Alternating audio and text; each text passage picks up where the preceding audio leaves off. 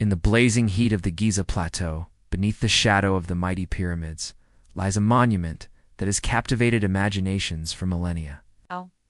With the body of a lion and the face of a man, the Great Sphinx of Giza stands silent, its true purpose. Origin and secrets buried under sand, stone, and centuries of speculation. Welcome to the Dusty Scroll, where we peel back the layers of time to uncover the truth sand, myths that shaped our ancient world. Today, we explore one of history's most enduring enigmas. What is the Great Sphinx really hiding? Let's uncover the forgotten stories, the strange alignments, the buried chambers, and the competing theories that have turned the Sphinx into a riddle with no clear answer. Segment 1. The basics. What is the Sphinx? Let's begin with what we do know. The Great Sphinx of Giza is one of the largest and oldest monolithic statues in the world. Carved from a single limestone ridge, it stretches 240 feet in length and stands 66 feet tall. It faces directly east toward the rising sun, a deliberate alignment, perhaps symbolic of rebirth, power, or even something more cosmic. Mainstream Egyptologists agree that the face is likely that of Pharaoh Khafre, who ruled during the 4th dynasty around 2500 BCE. The Sphinx sits near Khafre's pyramid. After all, forming part of a greater funerary complex. But that's just the beginning of the mystery. Segment 2. The erosion debate. Was the Sphinx built earlier? Enter one of the most controversial theories in Egyptology, the water erosion hypothesis. In the 1990s, geologist Dr. Robert Schoch proposed that the deep vertical weathering patterns on the Sphinx were not caused by wind and sand but by rain, heavy, prolonged rainfall. That kind of weather hasn't touched the Giza Plateau since at least 7000 BC, possibly even earlier.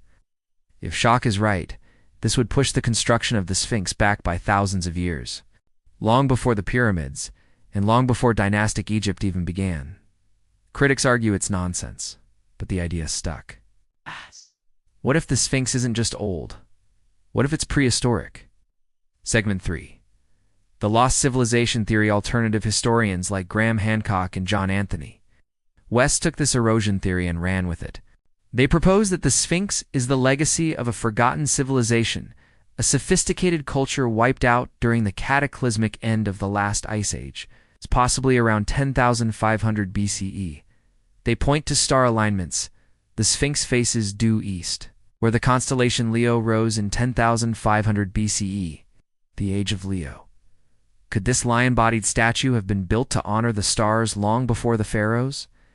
Mainstream scholars reject these ideas, but they offer no better explanation for the geological data or the star alignments.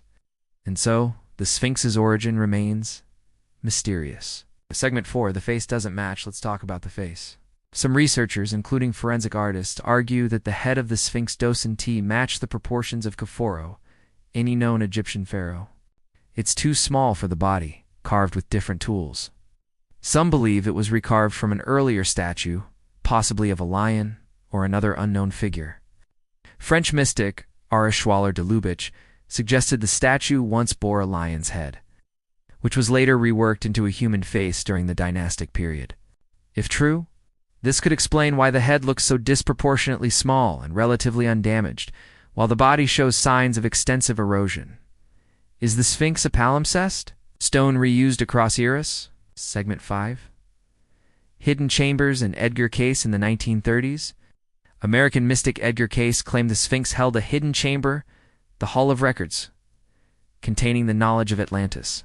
He predicted it would be discovered under the Sphinx's paw in the late 1990s. Incredibly, modern surveys using ground-penetrating radar have detected anomalies, rectangular cavities, and voids beneath the Sphinx. Egyptian authorities acknowledge the existence of these voids, but they've never been excavated. Coincidence? Or was Cayce tapping into something real? Segment 6. Restoration and damage. The Sphinx hasn't always stood silently.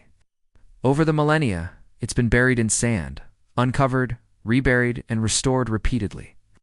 By the time of Pharaoh Thutmose IV, about 1,000 years after Khafre, the Sphinx was already ancient.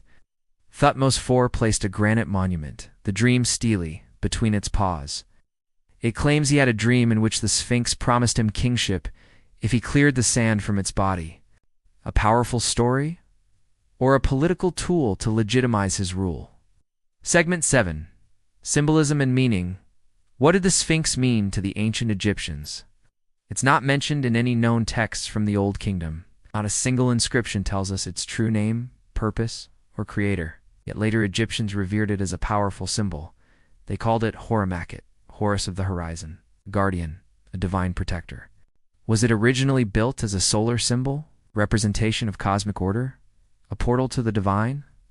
The truth may lie somewhere between architecture, astronomy, and theology. Segment 8. Modern exploration and controversy today. The Sphinx is both a global icon and a battleground of ideas. Mainstream scholars urge caution, pointing to context, chronology, and lack of hard evidence. But others argue that the Sphinx is the tip of a forgotten iceberg, remnant of ancient knowledge lost to time, war, and shifting sands. New technologies like LiDAR, ground-penetrating radar, and 3D scanning may one day reveal what lies beneath and beyond. Until then, the Sphinx keeps its secrets. A lion? A god? A relic of Atlantis? Or simply the vision of a long-dead pharaoh? The Great Sphinx of Giza remains one of humanity's most tantalizing puzzles, a riddle carved in stone. Whether built in 2500 BCE or 10,000 years before that, one thing is clear: its mystery is as timeless as the desert winds that surround it. If you enjoyed this dive into ancient enigmas, leave a like, subscribe to the Dusty Scroll, and ring the bell for more deep dives into the forgotten corners of history. Until next time, keep your scrolls unrolled and your minds open.